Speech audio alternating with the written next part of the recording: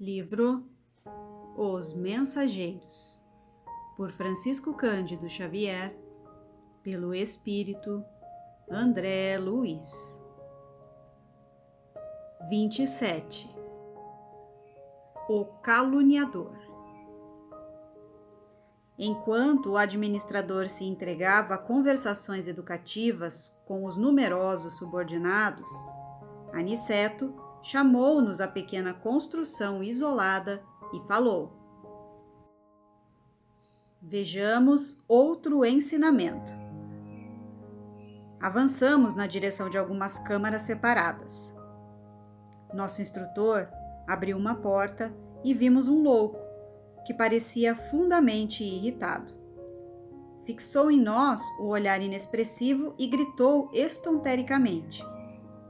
Aniceto, porém, adiantou-se e cumprimentou atencioso.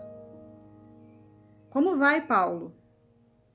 As palavras, ao que senti, emitiram certo fluxo magnético e o enfermo revelou profunda modificação. Aquietou-se de súbito. Sentou-se mais calmo, embora trêmulo e espantadiço. Tem sentido melhoras, Paulo? Perguntou o nosso orientador, bondosamente, tocando-o no ombro. Ao contato pessoal de Aniceto, o doente mostrou algum raciocínio e respondeu: Vou melhorando, graças. À vista da expressão reticenciosa, o instrutor falou em tom firme, como se desejasse auxiliar-lhe a vontade enfraquecida. Termine.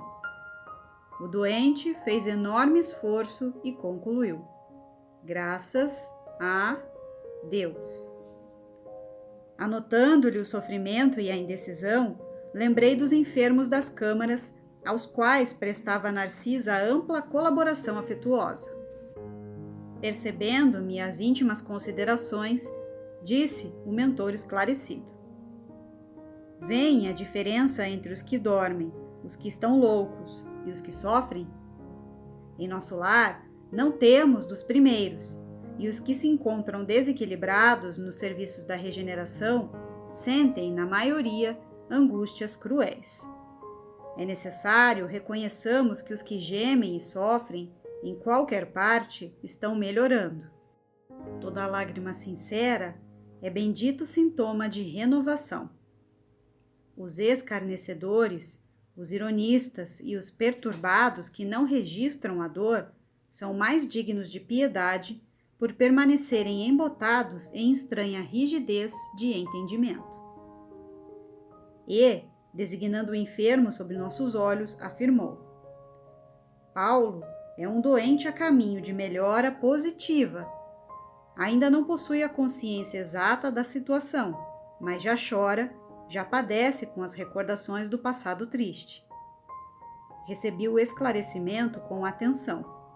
Lembrei-me que, de fato, os doentes conduzidos pelos samaritanos a nosso lar em serviço diário eram grandes sofredores.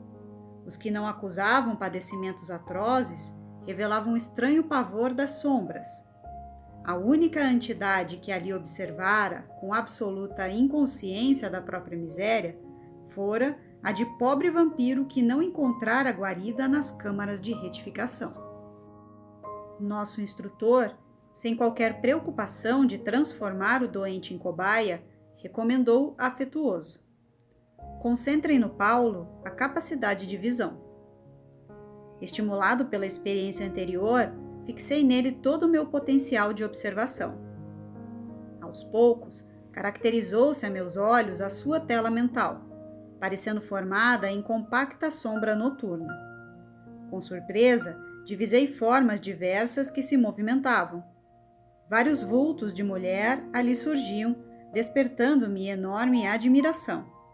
Entre eles, reparei o de Ismalha, como que doente, enfraquecida, ansiosa.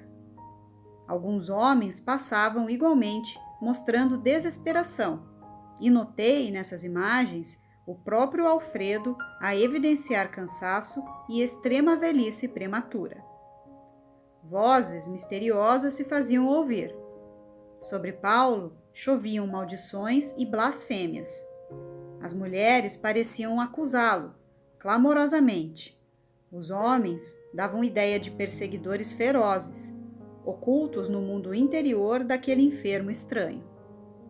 Observando, porém, que os vultos de Ismalha e Alfredo se movimentavam naquele painel escuro, não pude sofrear a curiosidade e interrompi o minucioso exame, voltando a conversar com nosso orientador, perguntando: como explicar o fenômeno? Estou assombrado. Antes, porém, que pudesse expressar maiormente o espanto que me dominara, Aniceto ajuntou: já sei. Admira-se da presença de Ismalha e do seu marido nas reminiscências do enfermo. E ante a minha perplexidade, continuou: lembram-se da história de Alfredo? Temos diante de nós o falso amigo que lhe arruinou o lar, Paulo. Contudo, não somente cometeu a ingratidão, como envenenou o espírito de outras senhoras, traiu outros amigos e destruiu a alegria e a paz de outros santuários domésticos. Observando Ismalha aflita e Alfredo desesperado nas recordações dele, vemos as imagens criadas pelo caluniador para seus próprios olhos. Nossos amigos deste posto evoluíram, transpuseram a fronteira da mágoa, escaparam aos monstros do ódio. Vestem-se hoje de luz. No entanto, Paulo os vê como imagina, para escarmento de suas culpas. O criminoso nunca consegue fugir da verdadeira justiça universal, porque carrega o crime cometido em qualquer parte. Tanto nos círculos carnais como aqui, a paisagem real do espírito é a do campo interior. Vivemos de fato com as criações mais íntimas de nossa alma. Reparando minha dificuldade para compreender de pronto, Aniceto prosseguiu depois de pequeno intervalo. Para melhor elucidação, recordemos a crucificação do Mestre Divino. Sabemos que Jesus penetrou na glória sublime logo após a suprema dor do Calvário.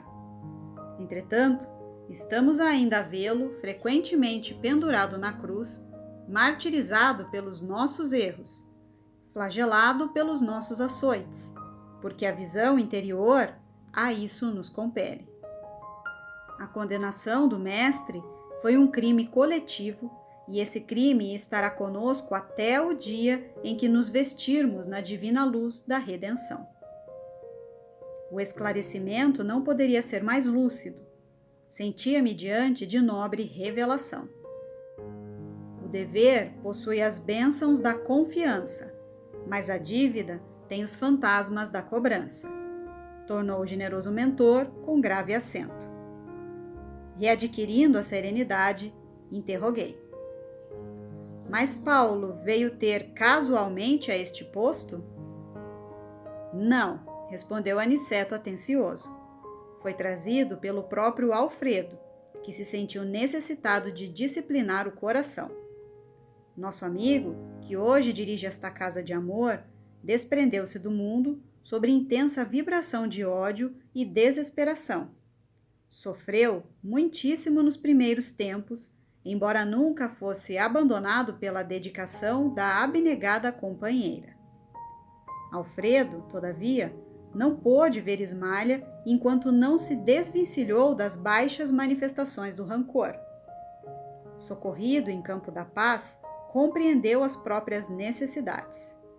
Tão logo adquiriu algum mérito, intercedeu pelo amigo infiel, buscando-o em recanto abismal, e tão nobremente se dedicou ao aperfeiçoamento de si mesmo, que conquistou a posição de administrador de um posto de socorro. Trouxe o tutelado em sua companhia e trata-o como irmão atualmente. Não julguem que o marido de Ismalha conseguiu essa vitória espiritual tão somente pelo fato de desejá-la. Ele desejou-a, procurou-a, alimentou-a e agora permanece na realização. Há muitos anos conversa com Paulo diariamente. Nos primeiros tempos, aproximava-se do enfermo como necessitado de reconciliação. Depois, como pessoa caridosa, Mais tarde, adquiriu entendimento, comparando situações.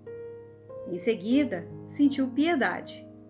Logo após, experimentou simpatia e, presentemente, conquistou a verdadeira fraternidade, o amor sublime de irmão pelo ex-inimigo. Fazendo pequena pausa, voltou a dizer espirituosamente: como vem, o ensinamento de Jesus quanto ao batei e abrir-se-vos-á é muito extenso.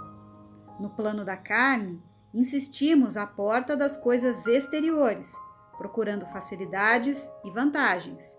Mas aqui temos de bater a porta de nós mesmos para encontrar a virtude e a verdadeira iluminação. Vicente, que até então se conservava calado, indagou: Paulo, todavia, permanecerá aqui indefinidamente? Nosso instrutor fez um gesto significativo e concluiu: voltará breve à terra. Ismalha tem feito a seu favor inúmeras intercessões e não deseja que ele, ao retomar a razão plena, se sinta humilhado com o benefício das próprias vítimas. Uma das irmãs, por ele caluniada no mundo, já voltou ao círculo carnal e a abnegada esposa de Alfredo pediu-lhe que recebesse Paulo como filho, tão logo seja oportuno.